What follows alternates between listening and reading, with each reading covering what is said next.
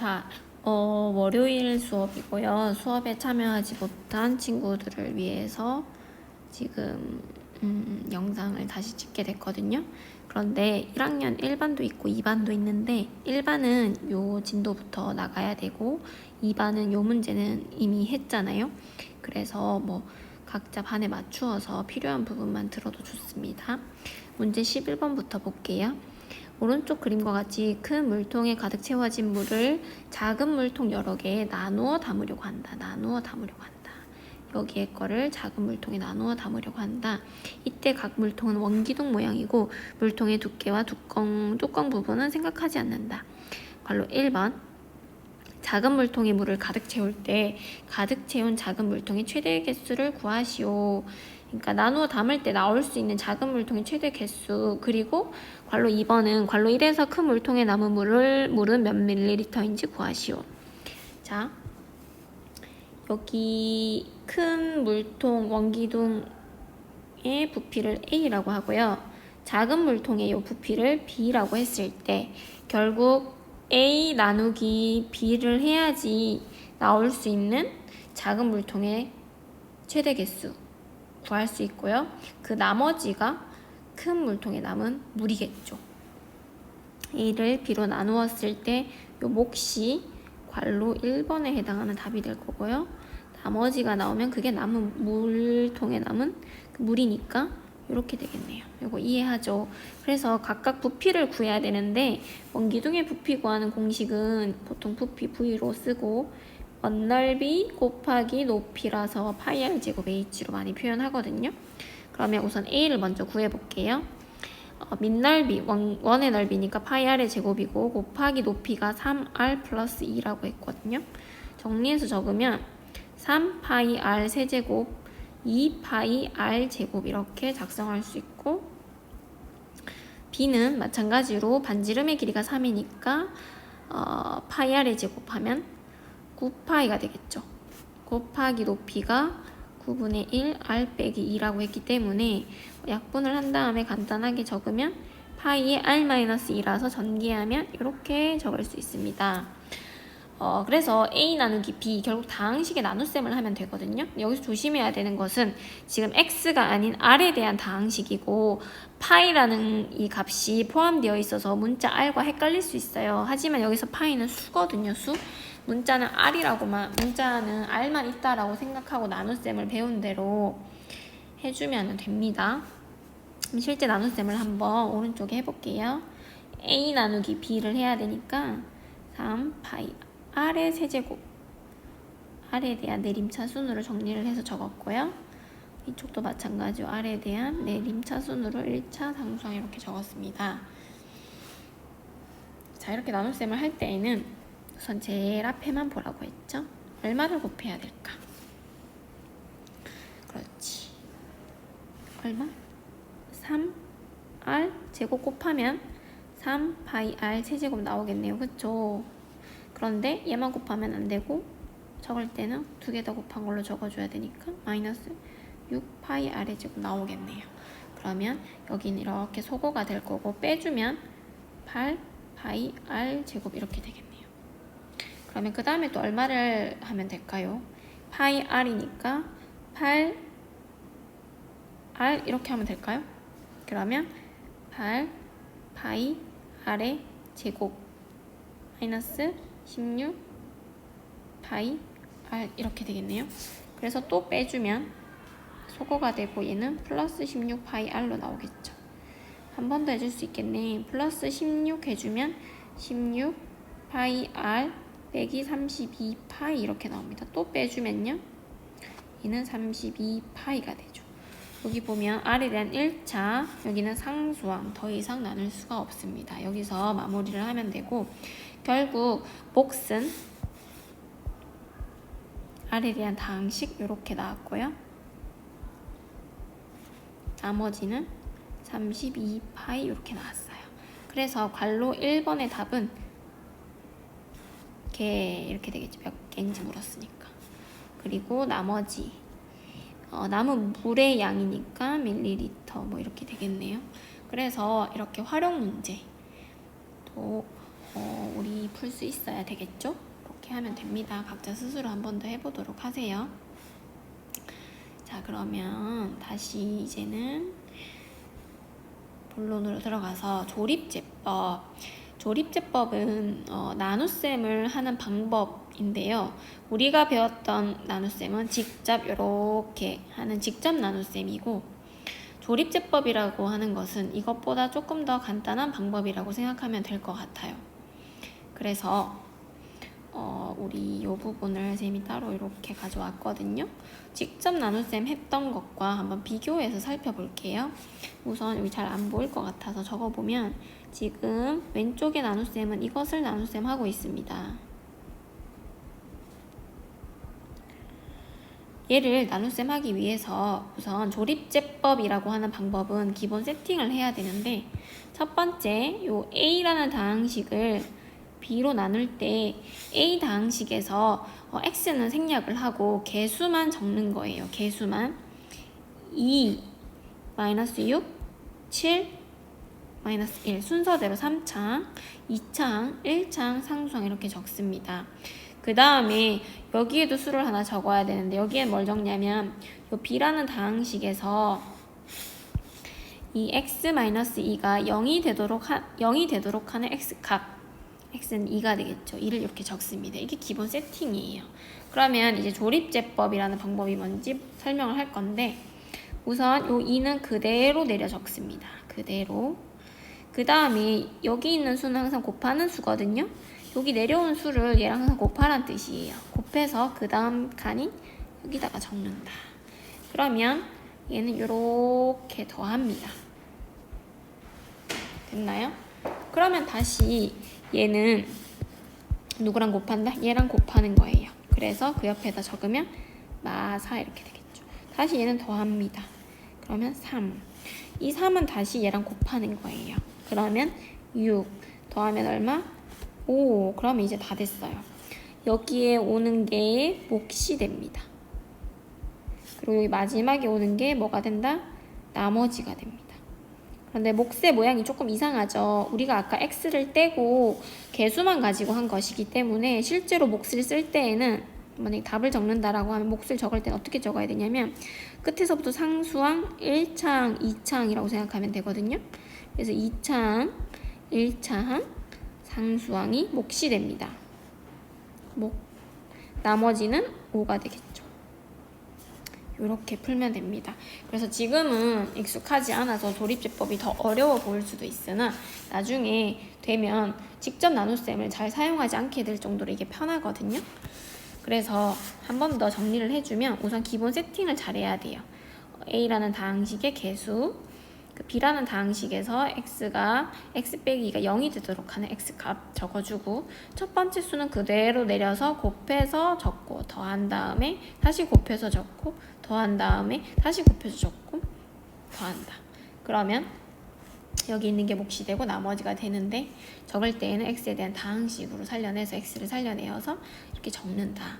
여기서 조심해야 되는 것은, 조립제법은 항상 쓸 수 있는 방법은 아니고요. 언제 쓰는 거냐면 어떤 다항식을 1차식으로 나눌 때 쓰는 거예요. 1차식. 이렇게 x 빼기 2, x 빼기 5 이런 것들. 만약에 2차식으로 나눈다 이러면 이런 방법 쓸 수 없겠죠. 그래서 스스로 확인하기?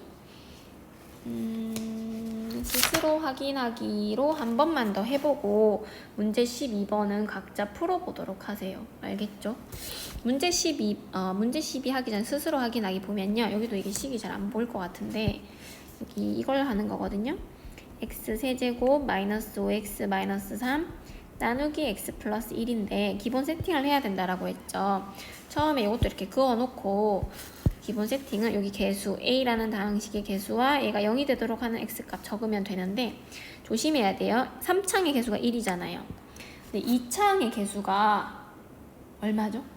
2창이 지금 여기에 나와 있지 않아요. 그렇다고 무시하면 안 되고, 2창의 개수는 없지만 사실은 이렇게 생겼다고 볼 수 있겠죠. 그래서 2창의 개수는 0, 1창의 개수는 마이너스 5, 상수항은 마이너스 3이다. 그리고 여기 얼마가 들어가면 된다? x 플러스 1이 0이 되도록 하는 값 마이너스 1, 여기서 항상 조심해야 되는 건 요거죠. 요것만 조심하면 됩니다. 그러면 똑같은 방법으로 이제 해요. 그대로 내려 적고 여기 있는 수랑은 곱해서 여기 적는다. 더한다. 다시 곱해서 적는다. 더한다. 다시 곱한다. 더한다. 이렇게. 그러면 여기 있는 게 뭐다? 나머지다. 나머지 이제 간단하게 R이라고 적을게요. 여기 있는 게 뭐다? 몫인데 몫은 이대로 적으면 안 되고 x를 살려내서 다항식으로 적자. 그러면 x제곱 마이너스 x 마이너스 4 이렇게 나오겠네요. 그래서 이렇게 특정한 항이 보이지 않을 때에는 그 개수를 0으로 꼭 적어서 자리를 채워줍니다. 알겠죠?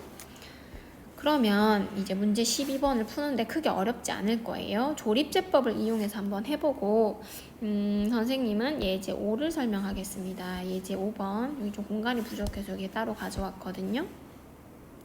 예제 5번 보면 똑같이 조립제법을 이용하여 다음 나눗셈의 몫과 나머지를 구하시오 이런 문제거든요. 그런데 보세요. 아까랑 조금 다른 게 뭐냐면 아까 했던 것들은 뭐 x 빼기 3, 뭐 x 빼기 5 이런 것들이었는데 여기는 지금 2x 빼기 1이라고 해가지고 요 x 앞에 개수가 1이 아닌 경우가 왔어요. 그쵸? 그래서 이건 어떻게 해야 되냐면 우선 조립제법을 해야 되니까 이렇게 그어놓고 기본 세팅을 해야 되는데 보세요. 아이고 너무 굵어졌다. 쏘리. 2x 세제곱 플러스 3x 제곱 마이너스 6x 플러스 1을 x 빼기 2분의 1로 나누는 요것을 조립제법으로 한번 구해볼게요. 왜냐면 얘도 0이 되는 값이 얼마예요? 2분의 1이고 얘도 0이 되는 값이 2분의 1이에요. 그런데 조립제법에서 여기 2분의 1이라고 하는 것은 얘를 의미하거든요. 그래서 기본 세팅 3차, 2차, 1차 상수 해가지고 요거를 한번 해볼게요. 그러면 그대로 내리고 곱한다, 1 더한다, 다시 2분의 1과 곱한다, 더한다, 다시 2분의 1과 곱한다, 더한다. 여기 나머지가 나오고 요 몫이 나오죠. 그러면 몫을 정리해서 적으면 2x제곱 플러스 4x 마이너스 4가 나오고요. 나머지는 얼마다? 마이너스 1이다. 그러면 얘 여기다가 이렇게 적을 수 있겠죠. 우선은 4x 마이너스 4고 나머지는 마이너스 1이다. 그럼 내가 구하고 싶은 것은 누구다? 2x 빼기 1로 나눈 나머지잖아요. 얘가 아니라 얘잖아요. 그럼 이건 어떻게 해야 될까? 이렇게 생각을 하면 됩니다. 자, 요 다항식이 너무 길어서 A라고 할게요. A란 다항식을 x 빼기 2분의 1로 나눴을 때 몫이 2x제곱 플러스 4x 마이너스 4가 나오고 나머지가 마이너스 1이었기 때문에 A는 BQ 플러스 R꼴로 정리를 하면 이렇게 쓸 수 있거든요.